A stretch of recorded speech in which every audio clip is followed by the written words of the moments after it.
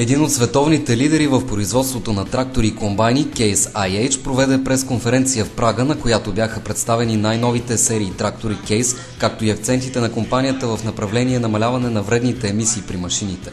По време на събитието присъстваха над 150 топ аграрни журналисти от цяла Европа, пред които мениджърите на Case IH направиха своите презентации.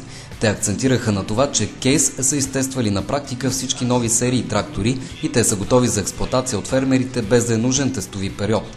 Според Андреас Клаус, президент и изпълнителен директор на Case IH, кризата в сектора вече приключи, особено там, където в развитите икономики поставят аграрния сектор като приоритет и фермерите инвестират в нови технологии, точно такива, каквито вече са готови да предложат с цел повишаване на производителността и конкурентоспособността.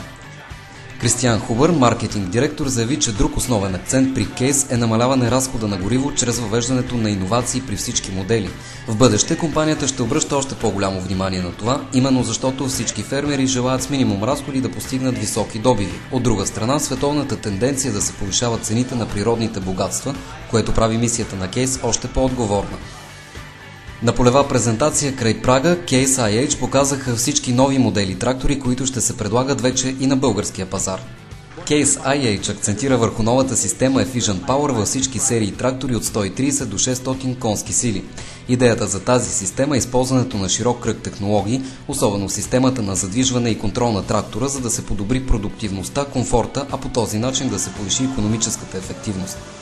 Efficient Power е не само технически компонент, но интелигентно взаимодействие на разнообразни технически системи в новите трактори на Case IH. Тя включва както новата концепция за управление на тракторите, която се характеризира с много опростено маневриране благодарение на съвременните технологии на двигателя, така и иновационна система за пречистване на отработените газове. Другите съставни части на технологията Efficient Power са автоматично управление на производителността и системата AFS за прецизно земеделие. Техническа новост, също разработена в рамките на технологията Efficient Power, е иновационната система за пречистване на отработените газове, основана на селективната каталитична редукция SCR. Тя е компактно монтирана върху двигателя и ауспуха. Отработените газове от двигателите на Case IH сега са почти по-чисти от всмукания въздух. Case IH представи нови трактори в серията Puma, Magnum, Steiger и Quatrac, които скоро ще бъдат и на българския пазар.